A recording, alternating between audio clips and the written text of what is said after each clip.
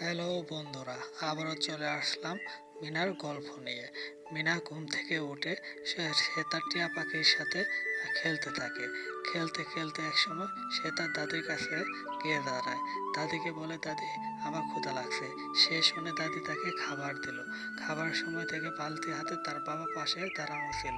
খাওয়া শেষ করে দেখে তার বাবা ওখান থেকে চলে গিয়েছে। সে আবারও তার টিয়া পাখির সাথে মনের সুখে খেলতে থাকে। মিনা যেদিকে যায় টিয়া পাখিটি ঠিক তার পিছন পিছন পাখা মেলে উড়ে উড়ে বেড়ায়। মিনা দু চোখ আড়াল হতে দেয় না। দুজনে মিলে অনেক দুষ্টুমি, অনেক মজা করতেছিল। হঠাৎ করে মিনা তার বাবাকে দেখতে পায়। গোয়াল করে সে তার বাবা গরুর দুধ দোয়াচ্ছে। সে খেলতে খেলতে সে গরুর কাছে গিয়ে তার সামনে গিয়ে দাঁড়ায়। ওই সময় গরুকে কিছু খাবার দেয়। গরুর পিছনের দিকে কিছু মাছি ভন ভন করতেছিল। ওই মাছিগুলো লেজ দিয়ে তার